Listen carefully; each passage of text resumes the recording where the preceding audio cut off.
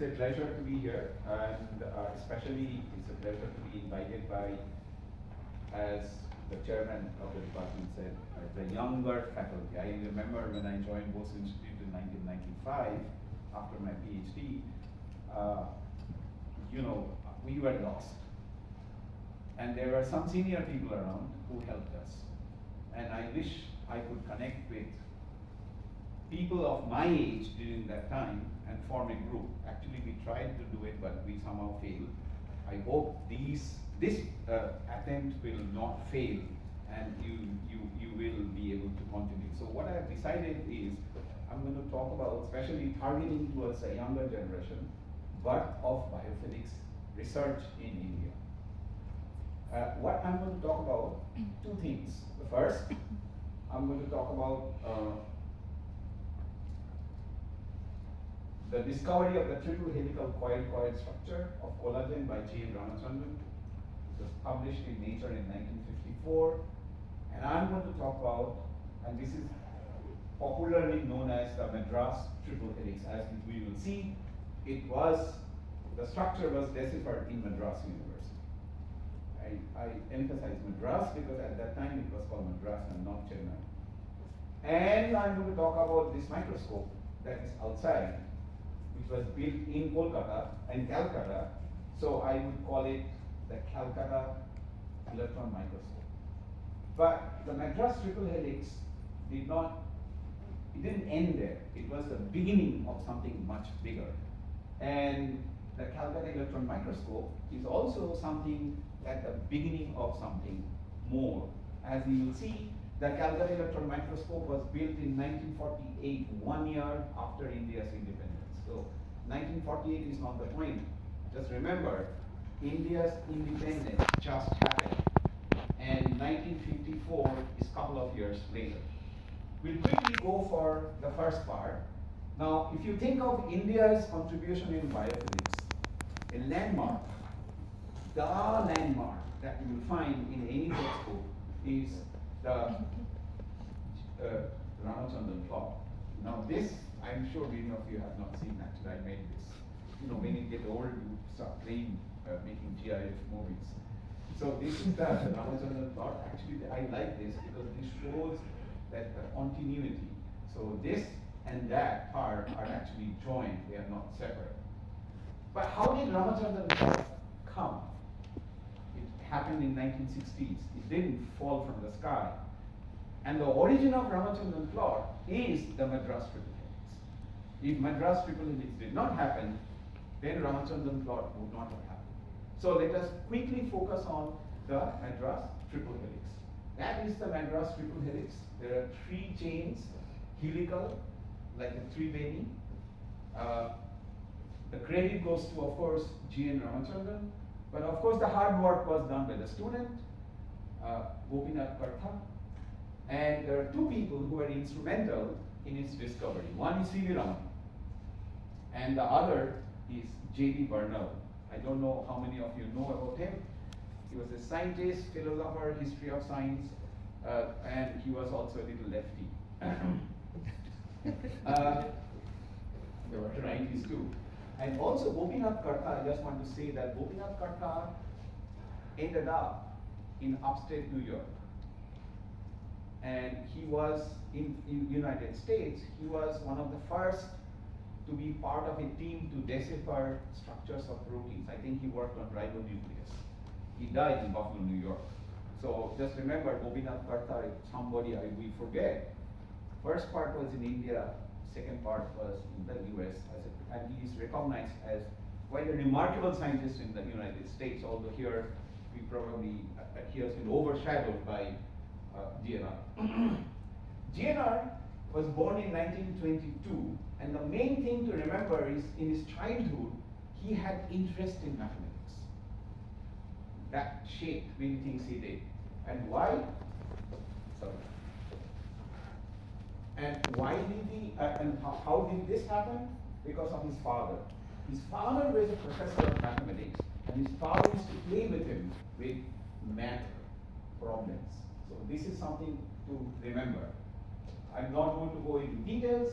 And then After his intermediate examination, he went to Trichy, St. Joseph's College, and we remember two teachers. We should not forget teachers who inspired people who later on shine in their lives. And one was a Jesuit priest, Father Rajam, and P.E. Subramanian. He did quite well, meeting stood first. And then what do after your master's?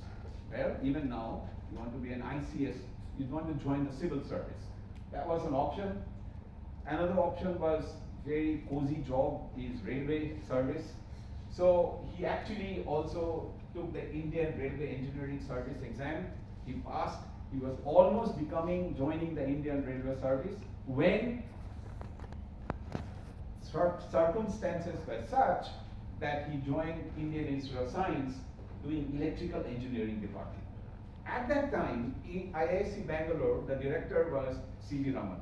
Now C.V. Raman, if you have met him, I never met him, but what I hear is he was very dominant. He got what he wanted, and he always got into clashes, personality-wise, and that's one of the reasons probably he left Kolkata University. So ISC, GNR, Raman, and GNR started interacting. And Raman was impressed by GNR's mathematical ability. GNR used to say that if you can prove to Raman you're better than him, he will love you. And that's what GNR did. So what happened was, GNR was impressed by Raman's prowess. He went, he was the director, right? This is what directors do. He went to the chairman of the department and he said, Ramachandran is wasted in your department and I'm going to take him off your hands. So Ramachandran moved from engineering department to the physics department. So these are all by chance, okay? And so he started working with C.V. Raman. Just to quote few things from from GNR, how it was at that time in IISc Bangalore. There were no courses to take, only research. The degree awarded was AIISc. I was in charge of setting up an X-ray diffraction unit. It was a demountable X-ray tube. In the institute, I used to give lectures on crystallography. Remember, he never took a class, so he read and he taught. And so students who go to classes don't go to classes. Become mature enough to read and learn. I mean, that's how we all learn, people like me. Starting with symmetry, I studied crystallography all by myself. MSc degree, 1944, it was on theoretical and experimental investigation on the propagation of light through optically heterogeneous media. And then DSc, the year India became independent, 1947, it was photoelasticity and thermo-optic behavior of different solids such as diamond fused quartz. So not quite directly protein crystallography. This is a picture where 1947, this is Raman, that is GNR. So he recognized at that point that he needs to do something more. There were a lot of activity going on in the Cavendish laboratory in Cambridge. There was Linus Pauling there, there was Lawrence Bragg there. So he wanted to do his second PhD in Cambridge, right? So in 1948, 1 year after independence, see, this is the year when the electron microscope was built in Kolkata, in Calcutta. He went to Cambridge. He wanted to work with Lawrence Bragg, but Bragg was too busy. Bragg was the director. I mean, I'm sure some of you will become director one day, and once you become director, no science. So he said, no, I'm too busy. You can get a scholarship because you have prior exposure in X-ray. And he was assigned to do his PhD, second doctorate with Dr. Wooster. There, he worked on 3 projects. One was instrumentation, very important. The other was development of mathematical theory and electronics. So look at the kind of stuff he did, very diverse. Instrumentation, mathematical modeling and theory, not computer simulation, but analytical methods, development of analytical methods, for which later on he also contributed substantially to diffuse scattering, X-ray diffuse scattering when he was in he was a professor, visiting professor at Chicago. Ramachandran spent 2-3 years in Chicago at that time. He came back to, and this is Raman, this is Ramachandran, that is Bragg. He came back, but two things to remember, that what he said was going and staying for 2 years in Cambridge did a lot of good things for my research. One was, he attended lectures by none other than Professor Dirac. And Professor Dirac at that time was crazy about matrices. And Ramachandran had interest in logic, mathematical logic. And so Dirac's lectures on matrices influenced Ramachandran later on, much later in his life. He really went to logic, okay?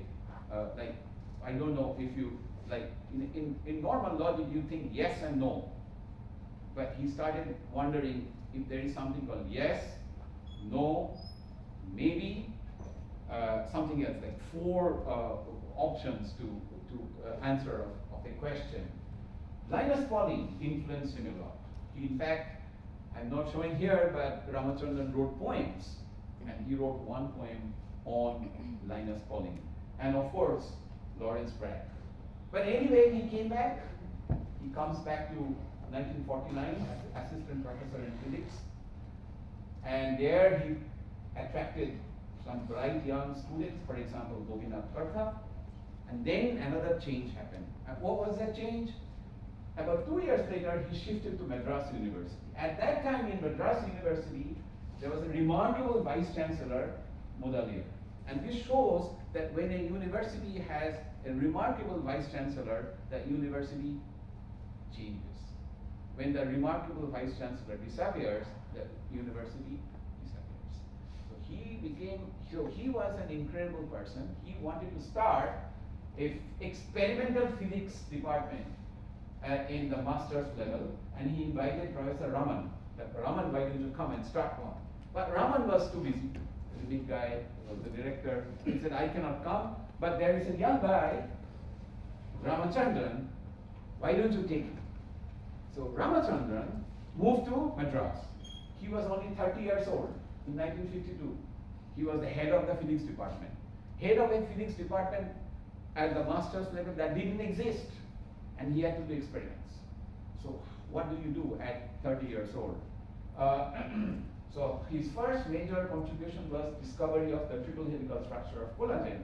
But why collagen? How did he come up with this idea? How do we choose a research area? You are 30, you start a department, you have to do some research. How do you focus? And of course, this is where J.D. Bernal played a role. At that time, J.D. Bernal was visiting Madras. And Bernal told Ramachandran, and this is very important, that you should choose a topic that is not only intellectually very attractive, but also it's very topical. A lot of people are working on it. There is interest all around. And he said that, why don't you work on collagen? Because the structure was still unresolved. Now remember, X-ray crystallography was not very mature then. Often you would find structure from fiber structures. And collagen has a very easy to make fiber diffraction, okay? But fiber diffraction has a problem because you cannot really get to the structure in as detail as you can get it from a good single crystal. So I just quickly show you, Asbury, 1940, gave a structure of collagen with a mixture of cis and trans peptide bonds. Linus Pauling, 1951, cis and trans peptide bond. Randall, 1952, also cis peptide bond. So the idea was, if you think of Pauling's structure, it looked like the 3 chains. Randall structures, 3 chains. But it was clear that these models could not account for the entire experimental data that was being acquired. And this is where collagen is. Now, collagen is a protein that makes up about 25% to 35% whole body protein content, and also one amino acid mutation, glycine to alanine, can give rise to serious pathogenesis. So it was important. Fine, you do collagen, but where do you get collagen? You could not call up sigma Aldrich and order rabbit muscle collagen as one would do now. Okay? How do you get collagen? So fortunately, next door was a newly opened Central Leather Research Institute, and the founding director, who was Nayu Dhamma, which is very important, he said, okay, Ramachandran, I'm going to Australia next week for a conference. If I understand, kangaroo tail is a very good source of collagen. So I'm going to bring some kangaroo tail from Australia, and I'm going to extract collagen and give it to you. Okay? And that's what happened. He brought kangaroo tail, tendons, collagen was extracted, experiments were done, and Venki, he said, and this is what I think I also agree with him, that you have to give GNR great credit, because when he went back from Cambridge to Madras University, he had to basically start up things from scratch. Many of your young faculty here, even though you are at top-ranking Indian universities or research institutes, including Saha, you might face this, that, oh my God, there's nothing, I have to start from scratch. You have to start from scratch sometimes. And sometimes when you start from scratch, you actually do new things that you have never done before or never thought you would do it. I'm not saying suffer, but if you're suffering, don't complain. Be creative. Think of GNR. Okay, so here was the data. No computers. You could not get data on X-ray and say run some program written freeware, open source program download. No, you have to model it. Modeling with coconut leaves, cardboard, and this was the structure. 1954. Another paper, 1955. The main idea was it's a coiled triple helix. It's a two intra-chain hydrogen bonds and all trans peptide bonds.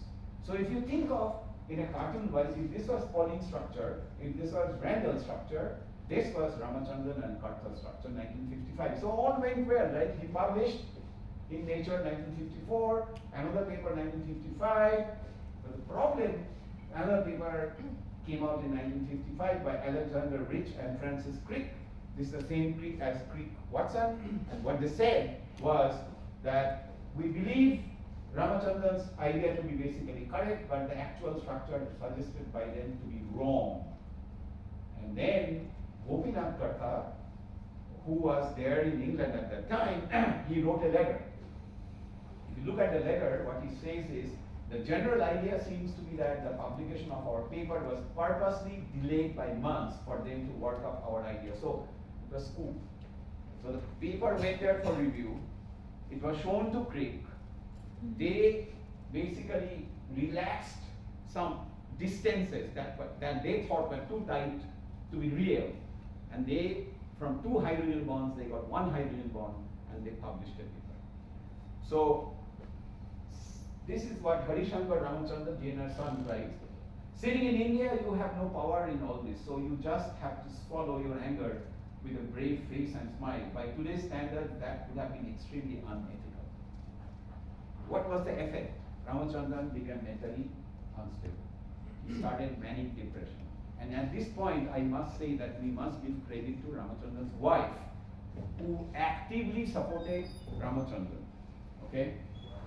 And GNR was bent on proving that he was right. This is by M.R.N. Murthy. M.R.N. Murthy is a crystallographer in IIS Bangalore in MBU. And what was he bent on proving? His discredited triple helix. He had to prove that his discredited triple helix is correct. And that was the impetus that gave rise to calculations that are short distances allowed or not. And that gave rise to the Ramachandran map, a profound organizing principle of protein structure, as said by P. Balaram. I just want to quickly say, so what is the structure of collagen? Today, from single crystals, we know that there are water-mediated hydrogen bonds, there are CHO bonds, there are N-pi star interactions, so it's much more complex. Essentially, Ramachandran was right. It does not matter. You know, it is one hydrogen bond, two hydrogen bond. So instead of being called the Rich Crick model, it should have been called the Kartha Ramachandran model. I'll stop here about the triple helix and move to the Calcutta electron microscope. So by the way, in the Central Leather Research Institute, the auditorium is called the triple helix. And this is beautiful. If you know what the triple helix is, you know what it is. If you don't know, like the Shobha said, who introduced me, if you know Gautam, you know him. If you don't know him, you don't know him. And so I think this is really, I've been there. And if you go there, you really feel it, okay? So 1954, the paper on collagen published. If you look at Nature in 1950s, 1951, another paper published from India. Electron and photomicrography studies of Leishmania donovani. These are the pictures, I don't want to get involved here. The author is N.N. Dasgupta, Institute of Nuclear Physics. This became Saha Institute of Nuclear Physics after Meghnad Shah died in 1955, I think. 56. The other thing is School of Tropical Medicine. So wow, they're doing collaboration. Without collaboration, a multidisciplinary field like biophysics does not work. And this is something to learn from. And of course, there is Meghnad Shah. So just like there was C.V. Raman behind GNR, there was Meghnad Shah. This is the invisible hand of Meghnad Shah and C.V. Raman in developing biophysics research in India. Let's go ahead. That was 1951. Oh my God, 1951, another paper from Kolkata. Kolkata 9 to be more precise. And here, look at this. There is a collaboration with Indian Agriculture Research Institute, and these are viruses. This is a sand hemp mosaic virus, electron microscope. And if you look at it very carefully, it says the micrographs have been made with the electron microscope installed in the Institute of Nuclear Physics. And this is the reference, Indian Journal of Physics, 1948. You go to the paper, and here is the paper, a new horizontal electron microscope. Here is the electron microscope outside. Here it is in the a diagram, one of the many diagrams in the paper. If you look inside and see what is the main claim, the main claim is this paper contains an account of the attempt to construct for the first time in a university laboratory in this country an instrument of this type. What is written above is that instruments are first made in universities.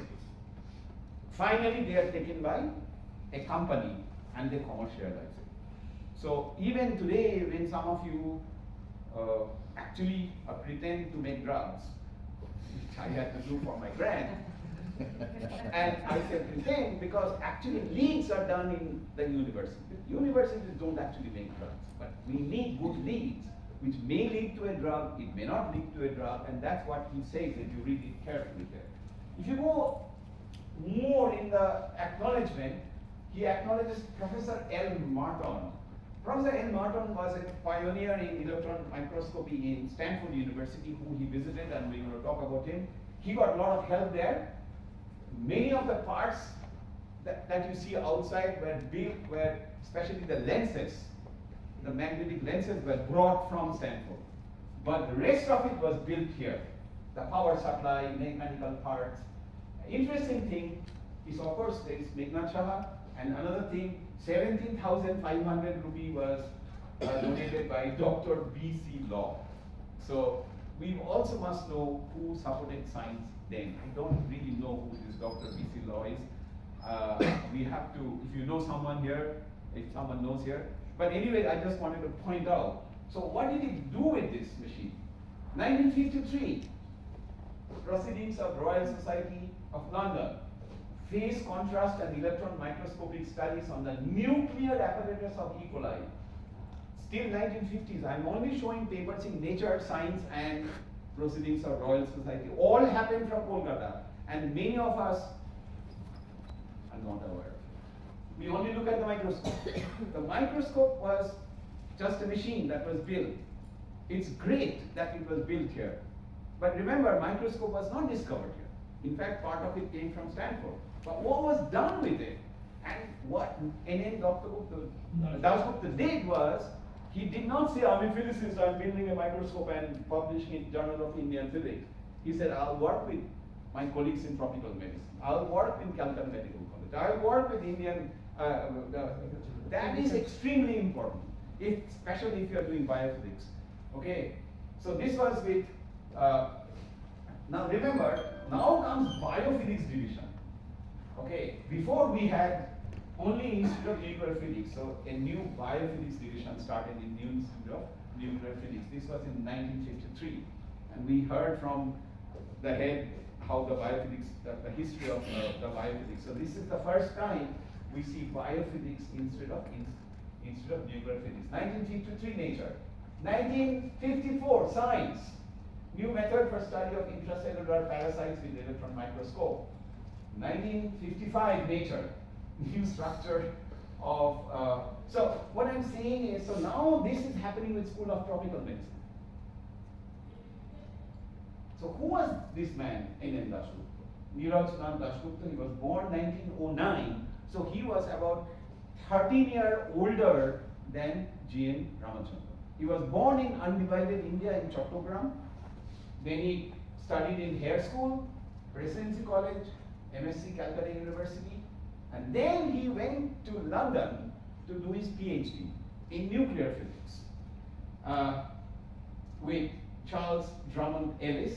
1938 he got his PhD in nuclear physics, and later on you will see that he had interest in radioactive tracers because medicine and nuclear physics were getting connected at that time. Extremely important. And so he came back and worked with Chittorn, the National Cancer Hospital here. He came back and he joined Calcutta University as a public lecturer in physics. Here's a photo of him giving a lecture, and this is the audience, and this is Shotten Bose sitting there. So Dasgupta presenting his thesis work when Shotten Bose said, I want to hear what you did. And Shotten Bose really appreciated work. Meghnad Saha, who was there, was quiet, but he did get him or arranged for a monthly research fellowship of 150 rupees from the Birlas, I think. But soon he became a public lecturer. Next, I want to show you this. So here is him in the Palit Laboratory of Science College in Kolkata. Next is a piece of, this is a speech that he wrote in 1990s in Bangla. I know you cannot read it. Ashokda and I, we worked hard to decipher it, and this is what is written. বিজ্ঞান প্রচন্ড গতিতে এগিয়ে চলে ভারতবর্ষে bio কাজকর্ম শুরু হয় আজ থেকে প্রায় 50 বছর আগে তখনকার কথাই কিছু আপনাদের বলি ভারতবর্ষে বায়োফিজিক্সে গবেষণা কলিকাতা বিশ্ববিদ্যালয়ে প্রথম হয় মানে main point is in 1944 he suggested to Meghnad Saha that can we get some modern instruments because then we can do biology and medical physics etc because that is what he saw in London where people were collaborating between groups.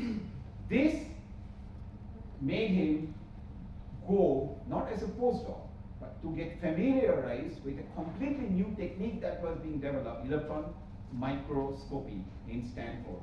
So he went to Stanford, 1945-46, the academic year, to familiarize with electron microscopy, and he spent time with Professor Martin. This is a picture of Dasgupta with Professor Martin. This is Professor Dasgupta, Professor Martin, and his wife, Oloka Dasgupta, who was also a very a botanist at Park. Stood second to Varun Sharma. Okay, so not just his wife, I copied it from that slide. So this just gives you an idea of what was he doing in 1945-46. So what did he do? 1946, he published a paper in Science with Martin. This is about modifications of specimens. But remember, this is modification of specimens in electron microscopy, very biology, how to make your sample, a new way.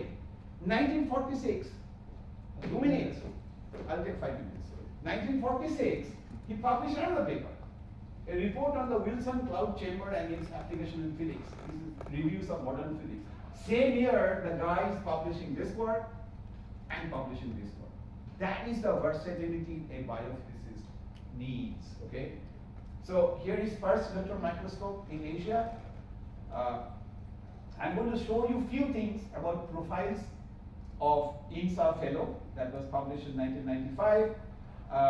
1944, biophysics started in Kolkata. 1971, MBU started by GNR. Just remember, if you go to Bangalore, or if you are from Bangalore, Bangalore is great, but don't forget, Kolkata, it started at least 30 years ago, okay? So this shows, I already said this, the kind of work that was done in building the microscope here. Many other biophysical techniques were also developed here, like ultra thin section here. I mean, I don't want to go into details, but there are collaborations were very important. School of Tropical Medicine, collaborations, Chittaranjan Cancer Hospital, collaboration, Calcutta Medical College. Later, Dasgupta worked on many other biological macromolecules and different techniques. He worked on hemoglobin. There are a large number of papers he published on hemoglobin. He worked on denaturation and renaturation of DNA. He worked on molecular weight of DNA. He worked on dielectric properties of DNA. And I'm going to go to my next slide, which is the last slide. So why should we remember N.N. Dasgupta? Of course, for his work. But more importantly, almost like Prof. Chandra Rai, he is a pioneer in building a school of biophysics. Like Prof. Chandra Rai was a pioneer in building a school of chemical sciences. So Professor N.N. Dasgupta started a school of biophysics in India. Yes. He had more than 25 PhD students. I'm just naming few here. And I'm showing you where they went: BHU, CU, SIMB, CU, JNU, Kolkata University, etc. Ramin Poddar had large number of students. Ashok Thakur is just sitting here, who was at Calcutta University. Utpal Chaudhary, Chanchal Dasgupta, Uma Dasgupta, Amit Ghosh went to IMPEC, then to NICET. Taraknath Das, Kolkata University. If you have done your masters from Kolkata University or PhD, you know him. And S.N. Chatterjee had a student, J. Das, Jyotirmoy Das, who, and S.N. Chatterjee himself, they IICB, if you are from IICB, then you know that the biophysics was started there. And Kolkata University, I must mention, was the biochemistry and biophysics was established in 1981, and it is the first UGC approved MSc course in biophysics. I'm done. I just want to acknowledge Ashok Thakur sitting here helped me a lot with a lot of information. Amit Ghosh helped me with a lot of information, and also NC Mondal, Nitai Mondal also helped me with a lot of information. Thank you for giving this opportunity and pushing me to get information. There are more information to be got. I just have one request, because I hear there are a lot of young people here. There is no Wikipedia page for N.N. Dasgupta.